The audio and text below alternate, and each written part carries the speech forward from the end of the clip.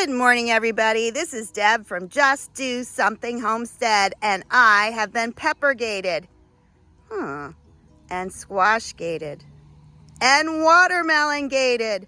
What is going on, and how can we prevent this from taking over our garden?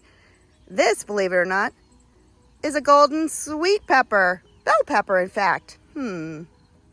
I planted over 60 plants, and most of them are bell peppers. And look what I got instead. And to be honest, I don't even know what these really are.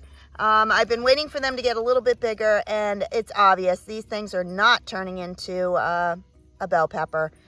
In case you don't know what the Peppergate is, this year across the entire United States, peppers got mixed up.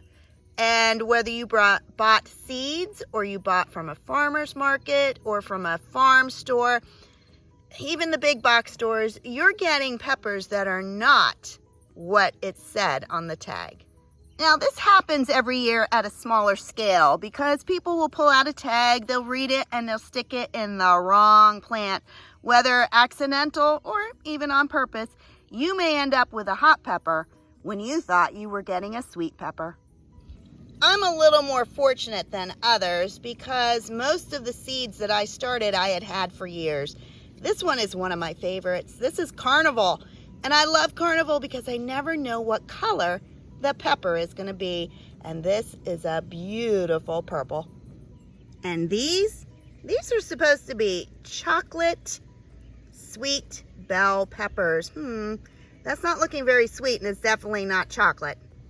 And unfortunately, I have about 6 plants of these. I do not care for hot peppers, so Jim is going to have to try these. They may be wonderful, but they're definitely not what I planted. Are you a victim of Peppergate as well? Whew, it's a mystery. I come out here every day and I'm like, wow, what peppers am I really growing? Do you think it's just peppers? This is my acorn squash. And if you know anything about squash, that is not an acorn. And the sad part for me is I love acorn. And so I planted 6 of these, hoping to have some wonderful acorn squash to store all winter. I'm not even sure what that is. It might be a spaghetti squash. It could be a mixture of a hybrid. But honestly, what is going on? These I started from seed, and it said acorn, heirloom, organic. This is the acorn seed that I purchased just this year. And it's heirloom, squash, table queen, acorn.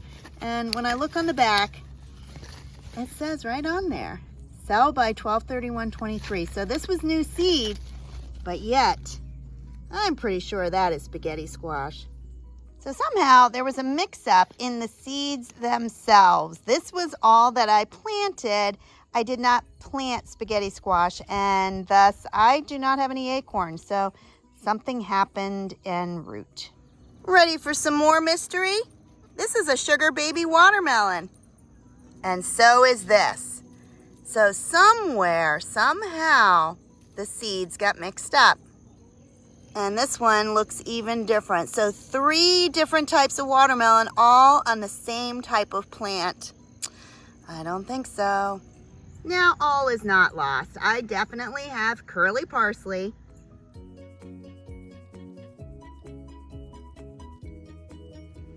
Beefsteak tomatoes.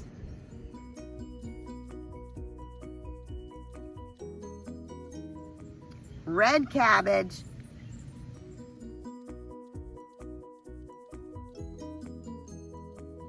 And broccoli that is just starting. So why did I show you all this today? What can we do? What is the lesson to be learned? The lesson is to save your own seeds. Isn't this pretty? This is actually one of those yard-long green beans. Were these seeds mixed up on purpose? We won't know, but the reality is all the seeds that I saved and grew myself grew exactly what they were supposed to. And for me, it's just another reason to make sure you are in control of what you grow. Don't leave something as important as your food up to others. Take control, save those seeds, and know what you're planting. If you grew something that was not what you expected, don't plant them again. Mark that package so you know which it was and how it got mixed up. You may never know, like my acorn squash seeds. From this point on, this is an unknown squash. And so I'm not going to plant the rest of those seeds. There's no point in it. They definitely are not acorn. A lot of people are saying it's lack of pollinators, but the reality is here we have lots and lots of bees, and they are working overtime and making these wonderful squash that I don't know what they are into something that hopefully is edible. So what am I going to do about these mixed up vegetables? I am very fortunate. I have planted over 60 different pepper plants in all different varieties, so it's not a huge problem for me. And the way I look at it, when they give you lemons, you make lemonade. So when they give me a different kind of pepper, I'm still going to use them. The only thing I'm going to do different is I am going to save my own seeds. So how exactly do you seed save? Believe it or not, every different seed has extremely different requirements. And so I have two books that these are my Bibles. This tells me what I need to do to save the seeds. So first one is Seed to Seed by Suzanne Ashworth. The second one is Complete Guide to Saving Seeds. And let's see, this one is Robert Go and Cheryl Moore Go. These two books are irreplaceable. I am constantly looking. Some of the things you need to know, like peppers, those are the problems we're having this year. Did you know that you need to plant your peppers at least 500 feet apart if you intend to save seeds? Because all those wonderful bees that we saw are cross-pollinating all your peppers. Not only do these books tell you how far apart to plant the seeds that you intend to save, but then it tells you how to collect them, how to store them, how to plant them, and even the germination rates. I use these two books every single fall. There are very few plants that I can remember the details on how to save those seeds. Some seeds are extremely easy to save, such as your beans, but others require certain steps that you need to go through, whether it is soaking it in water first or planting them far away. Every seed has different requirements. And lastly, before you save those seeds, what you need to do is completely dry them out. Once they are dried, they can be put in envelopes or storage boxes, but make sure they're dried. There's nothing worse than finding your seeds have gone bad because they were still moist when you put them away for the year. So what can you do if you suspect that your sweet peppers are indeed hot peppers? The first thing, if you don't like hot peppers, is find somebody who does and just have them come over and see if they are indeed hot. If they are, what I'm doing is I'm taking these little flags and I am putting it in by my plants so that I don't get them mixed up and that I know which peppers are hot and which peppers are not. That way, as the peppers come in, I can easily just look at my flag and know which ones are not the ones that I expected. In fact, I only planted a handful of hot peppers.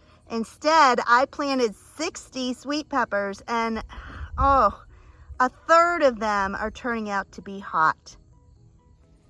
Look at all those bees. For those of you who say that we don't have enough pollinators, we have plenty of pollinators here in West Virginia, and they are busy doing their job on a sunflower. And fellow homesteaders, I want to take this time to encourage you. August is a very busy time of year. You have harvests coming in. You have so much work to get finished before winter comes. And for me, I have returned to school this week, so it is a very busy time. Don't get discouraged. You are working hard, and all of us can see that. So just keep trucking along. You're doing great. If you found yourself in the same situation, please share in the comments below. Tell us what you got for vegetables that were mixed up this year.